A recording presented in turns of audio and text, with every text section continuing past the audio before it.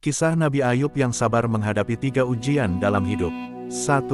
Jatuh miskin. Seperti dikisahkan, Nabi Ayub merupakan seseorang yang kaya raya karena memiliki perkebunan dan peternakan yang besar. Namun, seluruh kekayaannya itu seketika musnah. Ribuan hewan ternaknya mati mendadak. Sementara lumbung gandumnya habis terbakar dan lumbung perkebunannya mengering.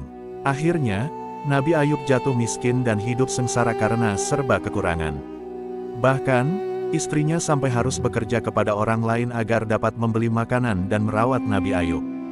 2. Kehilangan keluarga. Tak hanya kehilangan harta kekayaan, Nabi Ayub juga mendapat ujian berupa kehilangan keluarga. Dalam kisah Nabi Ayub yang sabar, ia pun harus ikhlas kehilangan keluarganya. Tiba-tiba, satu persatu keturunan dan keluarganya lenyap. Bahkan, tempat tinggal mereka pun ikut hancur. Hingga yang tersisa hanya 2 orang saudaranya dan istrinya yang masih terus setia merawat Nabi Ayub. 3. Menderita penyakit kulit selama 18 tahun. Setelah harta dan keluarganya hilang, Nabi Ayub mendapat cobaan lain berupa penyakit gatal-gatal di seluruh tubuhnya. Penyakit ini sangat mengerikan karena membuat badan Nabi Ayub panas dan melepuh. Selain itu, tubuhnya juga sangat kurus. Seluruh dagingnya lenyap sampai yang tersisa hanya tulang dan ototnya saja. Kemudian, badannya juga mengeluarkan bau anyir yang busuk. Tidak ada seorang pun yang kasihan kepada Nabi Ayub, kecuali istrinya yang setia karena selalu mengingat kebaikan suaminya kepadanya. Nabi Ayub memanjatkan doa sebagaimana tertuang dalam surah Al-Anbiya ayat 83.